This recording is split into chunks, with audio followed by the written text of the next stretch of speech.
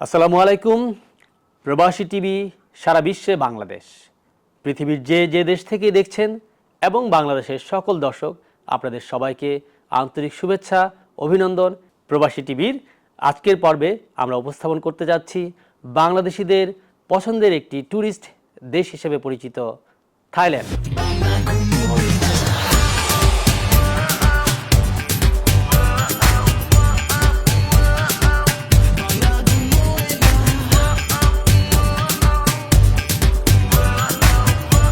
বাংলাদেশিদের জন্য থাইল্যান্ড ভ্রমণ এখন আরও সহজ হতে যাচ্ছে।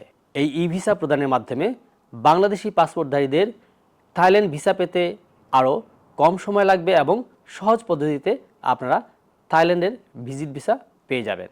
গত 19শে ডিসেম্বর থেকে বাংলাদেশের অফিসিয়াল পাসপোর্টধারীদের জন্য থাই এম্বাসি ই ভিসা ইস্যু করা শুরু করেছে এবং আগামী 2 জানুয়ারি 2025 থেকে সাধারণ জনগণের জন্য থাইল্যান্ড এম্বাসি ই ভিসা চালু করতে যাচ্ছে।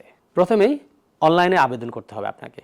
এক্ষেত্রে থাইল্যান্ডের ই ভিসার অফিসিয়াল ওয়েবসাইটে গিয়ে আপনার আবেদন লিঙ্কে ক্লিক করে আবেদন করতে হবে। আর সেখানে আবেদন ফর্মটি সঠিকভাবে পূরণ করার পর ডকুমেন্টটি আপলোড করতে হবে। আপনাদের সুবিধার্থে আবেদনের যে লিঙ্কটি সেটি আমরা কমেন্ট বক্সে দিয়ে দিব, যেখান থেকে আপনারা খুব সহজেই এই আবেদনের লিঙ্কটি পেয়ে যাবেন। আর এই ই ভিসা পদ্ধতির মাধ্যমে আপনাদের সবচেয়ে উপকৃত যে হয়েছেন, যে সুবিধাটি তৈরি হয়েছে সেটি হচ্ছে পাসপোর্ট জমা দেওয়ার ঝামেলা এড়ানো। আগে যেখানে আপনাদেরকে স্টাম্পিং ভিসার জন্য পাসপোর্ট জমা করতে হতো, এখন এই ই ভিসা পদ্ধতিতে আপনাদেরকে আর পাসপোর্ট জমা করতে হবে না। আবেদন জমা দেওয়ার পর পেমেন্ট ইনফো সামারি শিট পাবেন, যার মাধ্যমে আপনি পেমেন্ট পরিশোধ করতে পারবেন। অনলাইনে ফি পরিশোধ করুন কমার্শিয়াল ব্যাংক অফ সিলন এর মাধ্যমে। বলে রাখা ভালো, ক্যাশ পেমেন্ট গ্রহণযোগ্য নয়। আপনার আবেদন জমা দেওয়ার 10 কার্য দিবসের মধ্যেই আপনি আবেদনের রিপ্লাই পাবেন, আর আপনার ভিসা হয়ে গেলে তা আপনার মেইলে প্রদান করা হবে। এবারে আসি ই ভিসার ব্যবহার। আপনার প্রাপ্ত ই ভিসার একটি প্রিন্ট কপি আপনি সংগ্রহ করুন।